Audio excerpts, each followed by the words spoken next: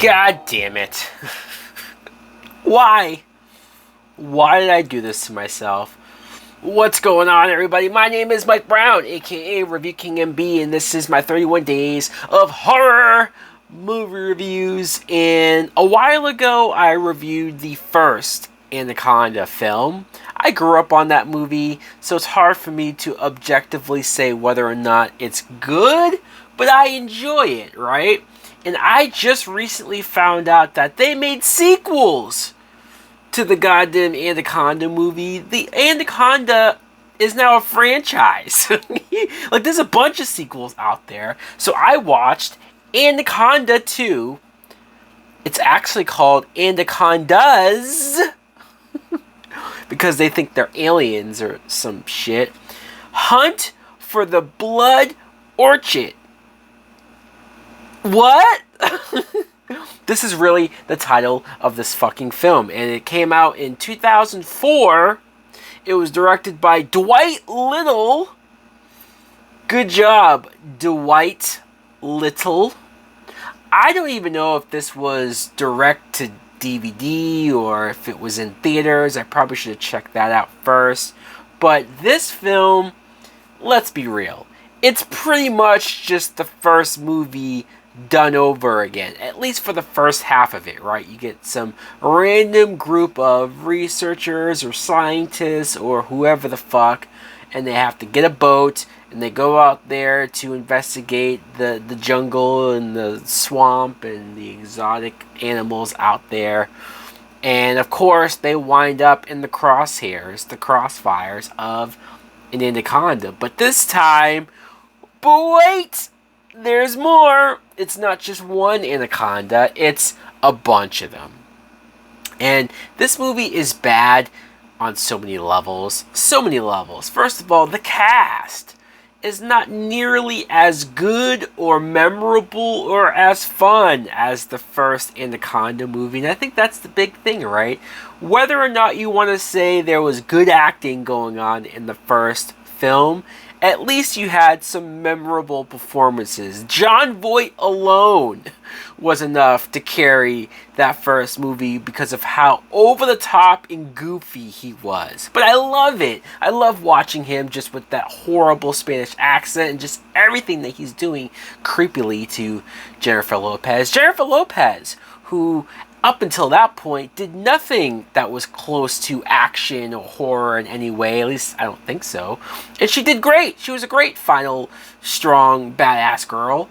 And Ice Cube being Ice Cube. But you know, it's just there's so much about that first film and the cast and the personalities that I think those actors brought to the roles, where here you could see the bad writing, you can see the lack of characterization, the lack of what's on the page for these poor actors who just aren't able to bring any personality to this.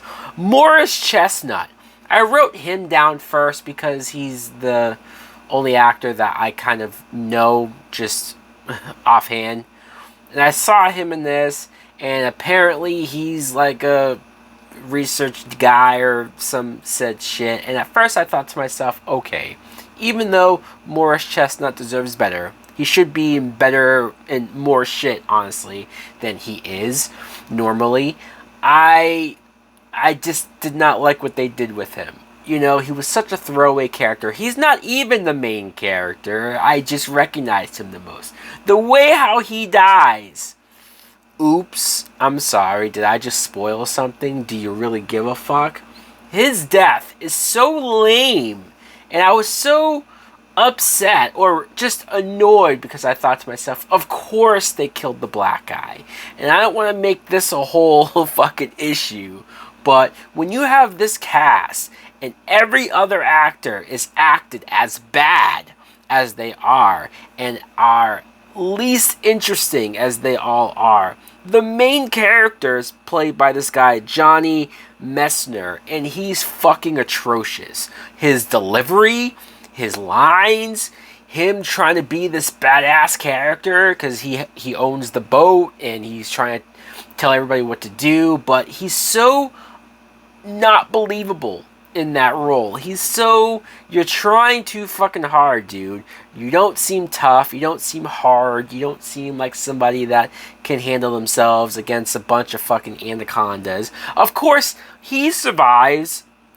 Possibly the worst actor out of the whole bunch. You have Sally Richardson, who I felt like they were trying to make her the Jennifer Lopez character because she was Hispanic or brown to some extent, and she was trying to be the hot chick at some point later on with Morris Chestnut because she got drunk and she was trying to get frisky.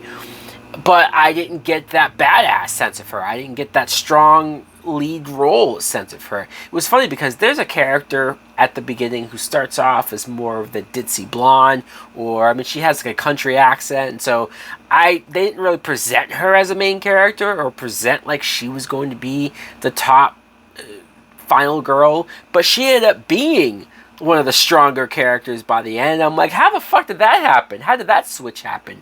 It's almost as if they realize, okay, neither of these actresses on their own can sort of pull off that role that J-Lo did. So let's have two different actresses kind of both be that. So on their own, they can't fill the void, but maybe between the two of them, you'll get what you want. And I didn't buy it. I didn't buy either of them, or at least the girl that started to be badass later on. It just felt like, where the fuck did that come from? There's a pet monkey on the boat that I think is the best actor on this crew. It sounds like a joke, but I'm actually being dead serious. There's a scene where this monkey gets chased by the anaconda, and you only are supposed to see the anaconda's point of view, so it's really just the cameraman running wildly through the woods chasing after the monkey, almost like the Evil Dead, the camera just goes forward and the monkey is doing these reaction shots, these screaming shots. It looks over and gets scared and runs away. I'm like, holy shit, this monkey is either trained very well, or maybe they actually put something to chase after this monkey for real, and so he was actually really scared. Either way, the monkey, best actor in the film. I did look up that this movie has a $25 million budget. I'm not saying that's the biggest budget in the world, but that's not small either. And so if this was direct to DVD, how do you justify a budget like that? And if it was in theaters, then this budget wasn't enough, actually, because they tried so much CGI anaconda shots that looked atrocious. It looked like Asylum, or one of those really shitty, and maybe that's just what they were going for. Maybe that is the vibe that they were going for. The shitty direct-to-DVD, hey guys. But it seemed like they were trying to take themselves seriously. It seemed like they thought they were going to make something worthwhile. Newsflash, you didn't. This film sucks. And a lot of the setups in this movie are telegraphed. A lot of the kills in this film are lame as fuck and uninspired. The whole aspect of, hey, we're scientists and we were doing these experiments to try to get maybe humans to live longer or some said shit. I didn't even really get what the purpose of their thing was, but somehow their test subjects were these anacondas. And so now, because of these anacondas living longer, that's why they're growing in size. That's why they're way bigger than they ever should be. And I'm just like, fuck you! Fuck this goddamn movie, man. They even had the nerve to have a moment where the Spanish girl, the fake J-Lo wannabe girl, she had a line where she looked at some of the anacondas and she said, "Get away from her, you bitches!" And I'm like, oh fuck. Did they really just quote Ripley, Sigourney Weaver? Fuck me, man. Stop it. Stop it! God, it drove me nuts watching this, and it wasn't making me laugh, it wasn't making me smile, it wasn't cheesy and corny in a good way, it was just bad.